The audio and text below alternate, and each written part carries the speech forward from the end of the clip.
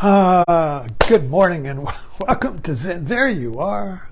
Welcome to Zen Fits here in Blackstone on the second day of Easter.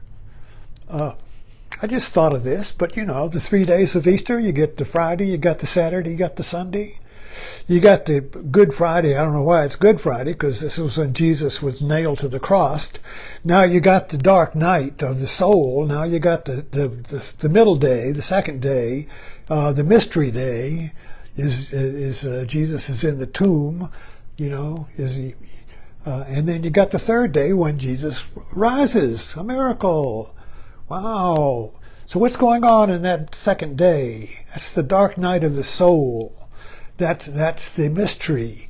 That's the, like in the Mass before they changed it, the Catholic Mass, which was the death and rebirth of Jesus symbolically in the Mass, and originally it was a real magic act. It wasn't just a symbol, a remembrance. It was a magical act. It actually transmuted the flesh of the dying God into the resurrection of Christ or Jesus in you, in society. And originally the priest's back was turned while he was at the altar doing the magic, the transmutation of the bread and the wine into the flesh and body of a God.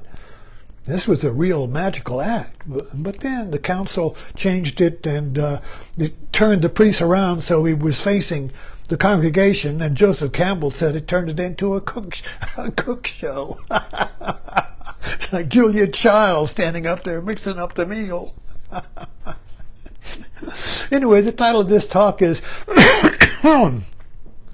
Jesus, the Unicorn, and the Easter Bunny. Now, how can we connect all these three things together? Jesus, the unicorn, and the Easter Bunny. Well, first of all, the myth of the unicorn is one of my all-time favorite myths. And even when we had a stained glass studio, we called it the glass unicorn. The glass unicorn. So the unicorn, people love them, collect them. My wife used to collect them, you know. The unicorn is still very much alive today, but nobody knows what it means. It's just a unicorn, you know, and there's stories and children's stories and all that. But in the Middle Age, it was serious business. In the dark Middle Ages. Of course, if you want to see this, you go to the Museum of National Art in New York, and there they have these unicorn trapezies. They're huge trapezies on the wall that trace the story of the hunting of the unicorn, the capture of the unicorn, and the putting of the unicorn in the garden. Now, how do you catch a unicorn? Well, first of all, the unicorn is a phallic symbol. A phallic, you know, it's got one horn, right? And so this is a phallic symbol. This is a fertilizing symbol. So how do you get this horn? How do you get this fertilization into your society, into your life? How do you renew your life? You say, well, you catch a unicorn. So the unicorn in the Middle Ages was the pagan's answer to the Christian. In other words, the Middle Ages darkness was a combination of pagan religion, nature religion, and Christianity, biblical religion that was being imposed on Europe, that was being overlaid. This biblical Christianity was a foreign viewpoint or a foreign religion that was being imposed over the natural pagan religions of Europe. So they kind of merged together. And the unicorn myth was a way of merging these two contradictory or incompatible mythologies of obeying God or obeying nature. You know, the European pagan religions were nature religions. And then the Christian religion was anti-nature. It was obey God, not nature. Don't obey yourself, obey God. You're fallen. You can't obey yourself. You can't obey your own nature. You know, who do you think you are? Obey God. Be obedient to God, you see, in the church. You know, and so this was a contradictory in possible time were two mythologies, like two great mythologies, or say plates in the St. Andreas Fault of California, where you got two plates of the earth are trying to meet and they keep rubbing together. So this pagan mythology and Christian mythology were trying to come to some kind of compromise. You see, in the Middle Age, and the unicorn myth was the compromise. So it was, the unicorn was both a Christ figure and a pagan figure. So how do you catch a unicorn? Well, you put a virgin in the forest. And the unicorn, being wild, elusive, impossible to catch, can't even see him. It's kind of like Bigfoot. Who sees, he's there, but nobody can see him. Well, you put a virgin in the forest, and the unicorn cannot resist the aroma of the virgin, and he comes and lays his head in her lap so he can be captured. And he's even lanced in the side like Jesus. So I have posted a picture of the unicorn being killed with a lance in his side, the wound of Jesus. Because Jesus was lanced in the side, you see.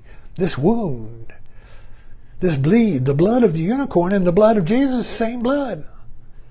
So he's put the next picture is that the unicorn is put in a garden, a little circle, and he's in the garden and he's chained to a tree. He's alive. He's been resurrected, but now he is captured by society. And he's chained to the tree of life. And all around the unicorn, the flowers and the spring and the garden is restored. He has restored the Garden of Eden. Life blooms. It's spring. It's springtime again. Winter is gone. The dark night of the soul, the winter is gone. The fall of harvest, the killing, and the dark night of winter, the second day, and the third day is springtime. And you got Easter bunnies, and you got kids. And what are Easter eggs but the sperm of the unicorn? This is the Eucharist in a magical form. You get a little Easter egg. It's not an egg. It's a painted world, you see, a painted world. It's a magical egg. And you bring that little egg home like you come home from a sacrifice with a little piece of the God, and you come home and you share it with the family, and the family's restored, and spring comes to the family, and life is renewed. So this is all about the winter, the death, and the renewal of life through sacrifice. And only an innocent can be sacrificed. You can't sacrifice somebody. You can't go get a criminal and sacrifice them. You have to sacrifice a God. It has to be an innocent. It has to be so the sacrifice for the lamb, you see, is innocent. So there has to be innocence. So Jesus is innocent. That's why he's sacrificed, because if he wasn't innocent, he'd just be a crook, or a mortal. No, this is a God-man. Only God can be sacrificed to renew God. Humans can't be sacrificed to renew God. Only a God. So you have to have a God-man to sacrifice in order to renew society, you see. In order to get all these little Easter eggs, and the children looking for Easter eggs and bringing their basket of unicorn sperm. And so this is a eternal myth, the dying and resurrected Son of God. This goes all the way back to the primitive original religion of the earth and the moon. The earth is the mother, and the moon is her son, and the moon is her dying and resurrected moon. The moon waxes, and then it reaches the full, and then it wanes, and it goes into the tomb for 3 days, and then it's reborn again. So the dying and resurrected Son of God, of the mother, in this sense, you see. And who is the moon's father? The sun. So you got the mother moon, the mother earth, the dying and resurrected Son of the moon, and the eternal light of God the Father, you see. So anyway, it's really helpful when you study mythology, and recommend Joseph Campbell, because then you can begin to connect the dots and begin to see the fuller picture of what's going on mythologically, instead of just fragmentations of reality like we see today. We're all fragmented. Everything's a viewpoint, you see. You need to put the dots together. And it's important to put the dots together in these mythological currents and rhythms in order to understand that we're still doing it. And we haven't changed, but we just can't see it all because it's all fragmented.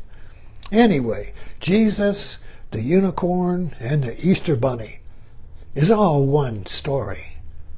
Thanks for dropping in.